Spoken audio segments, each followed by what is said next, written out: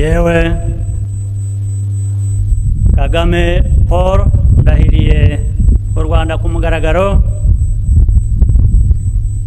ko ntazahemukira Repubulika y'u Rwanda, ko nzakurikiza nkanarinda itegeko nshinga n'andi mategeko, ko nzakorana umurava imirimo nshinzwe, ko nzaharanira amahoro n'ubusugire bw'igihugu,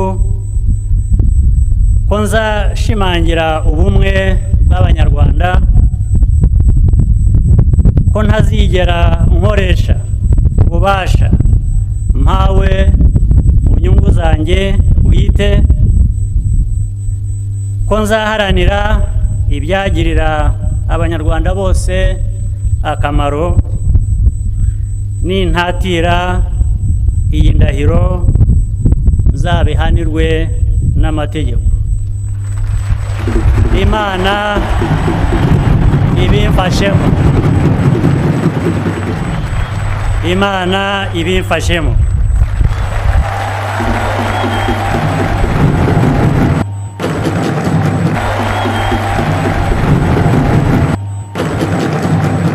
Nyuma yo kurahira, Nyakubahwa Perezida wa Repubulika arashyira umukono ku ndahiro. His Excellency Paul Kagame will now proceed to sign the oath.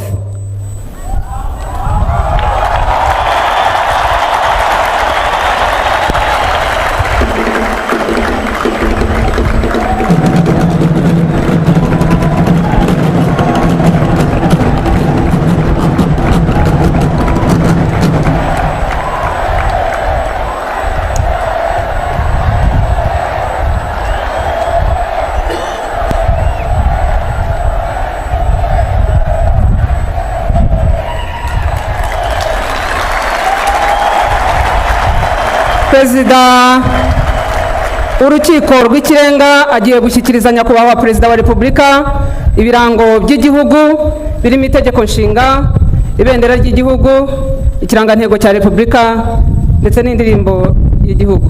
The Chief Justice will now present to His Excellency the President with the symbols of state, the Constitution, the national flag, the coat of arms and the national anthem. Amushyikirije itegeko nshinga,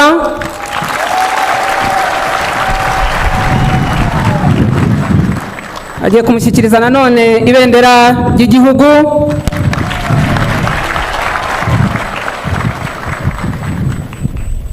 akaba anamushyikirije ikirangantego cya Repubulika.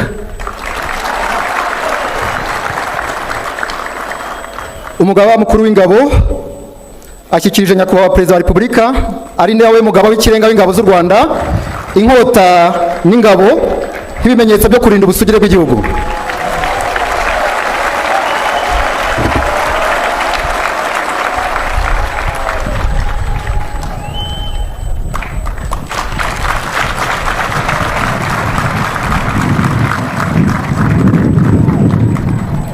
Muri uyu mwanya Nyakubahwa Perezida wa Repubulika agiye kwakira indirimbo y'igihugu nka kimwe mu birango by'igihugu.